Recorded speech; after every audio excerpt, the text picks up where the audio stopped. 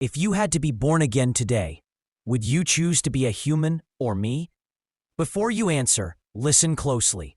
I am a sun bear, and if you're born like me, your chances of reaching your 10th birthday are painfully small.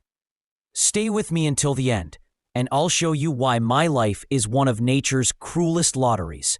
I'll tell you everything, from the moment I slid blind out of my mother's body to the day I realized my biggest enemy isn't tigers or snakes, but humans. The first thing I remember is darkness.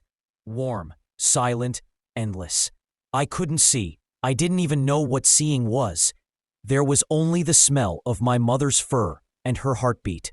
Steady, deep, the only thing keeping me alive. I was tiny, fragile enough that a single moment of cold air could have killed me. Our home was a hollow inside a tree, safe enough to breathe, dangerous enough to die. When my eyes finally opened, everything changed. I saw a bright slit of light at the edge of the hollow. Curiosity pulled me forward, and my claws slipped. The world spun beneath me, and I fell.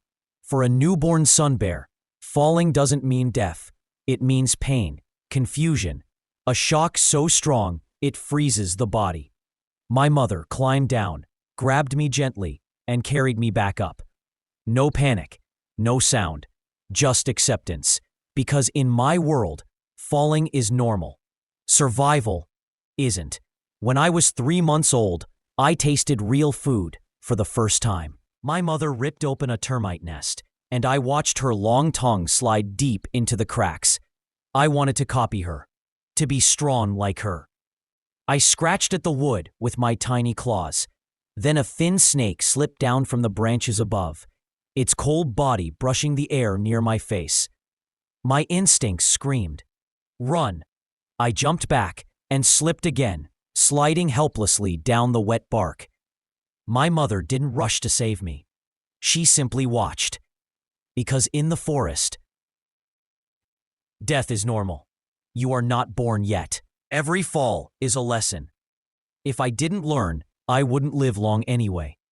One day, my sister and I were playing on a branch. We wrestled, bit each other, made little bear laughs only we understood. But one push was too strong. We both fell. The next morning, I woke up alone. My mother had chosen just one cub to continue the journey with her. And that cub wasn't me. That was the moment I learned the truth. No one is required to protect me. If I want to live, I must fight for myself. Hunger became my teacher. I woke up one day starving, truly starving. No mother, no sister, just me, and a forest filled with dangers I didn't yet understand.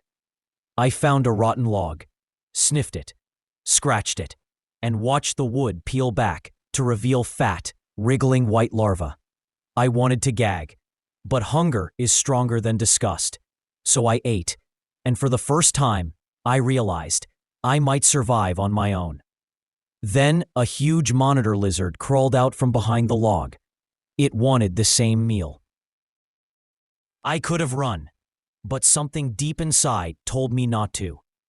So I stood on my hind legs, spread my arms wide, and growled from the deepest place in my chest. The lizard hesitated, then backed away. My first victory. Small, shaky, but mine. But even then, I knew, in this forest, no victory lasts forever.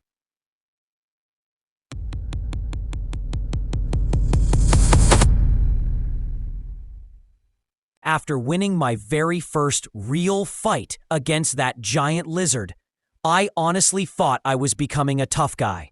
You know, strong, brave, unstoppable. The main character of the forest. Yeah, turns out the forest had other plans. Because right when life finally started to look less horrible, I met them. Monkeys. And not the smart, friendly, aw, so cute type humans imagine. No. These were macaques, the forest's unhinged toddlers with muscles, ego, and absolutely zero impulse control. So one morning, I find this fruit tree. Perfect. Beautiful. loaded with the kind of fruit that makes you hear heavenly music. I climb up, feeling confident, like, yeah, today's my day. I pick the juiciest fruit on the whole tree, and for a solid 3 seconds, I am truly, deeply happy. Then I hear it. A giggle. I freeze. Because trust me, in this forest, nothing good ever starts with a giggle. I look up, and boom, 5 macaques lined up like tiny, furry gangsters, staring at me like I stole their fruit. The biggest one drops down, walks right up to my branch, looks me dead in the soul, and snatches my fruit out of my paw. Just takes it. No hesitation, no respect, no fear. Not even a good morning. So I roar. A deep, serious, I'm scary, right? Kind of roar. And this little demon, this disrespectful forest goblin, takes one bite of my fruit and throws the rest at my face.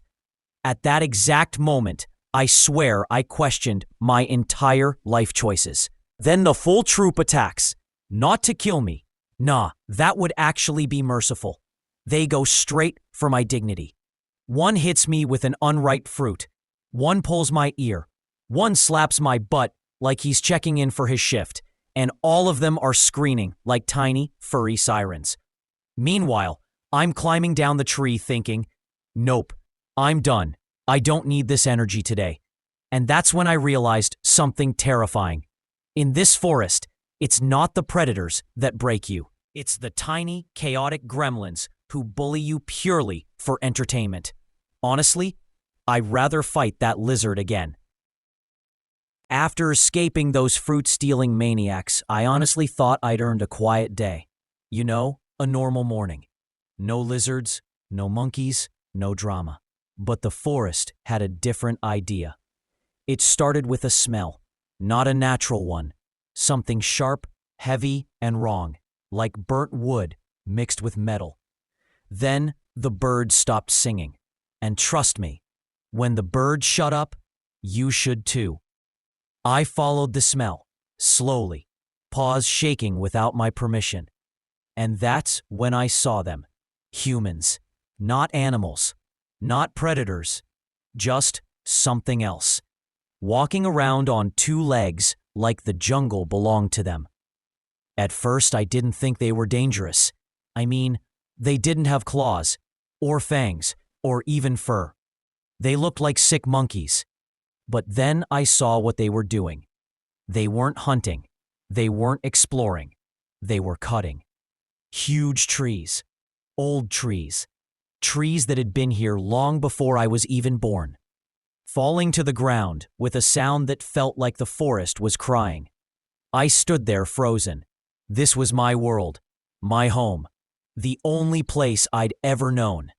Watching it fall apart felt like watching my own body break. One human pointed at me. Another lifted a long metal stick. I didn't know what it was, but the way everyone moved, my instincts screamed louder than my thoughts. Run. So I ran. Through smoke, dust, broken branches. Heart pounding so hard it felt like it wanted out of my chest. And here's the thing. I'd survived falls, snakes, lizards, and a literal monkey gang. But none of that felt like this. This wasn't danger. This was erasing. Erasing the forest. Erasing my home. Erasing animals like me without even knowing our names. When I finally stopped running, I looked back at the place I grew up, or what was left of it. And for the first time in my life, I asked myself a question I never wanted to ask. If the forest disappears, where am I supposed to go? And the worst part? No one was there to answer. Don't leave yet. I know the sun bear story was sad, but the next animal, they need you even more. No one ever listens to them. No one ever tells their story. But you can. Just click the next video, and I'll show you a creature whose life is even harder to believe. Please, don't let them be alone.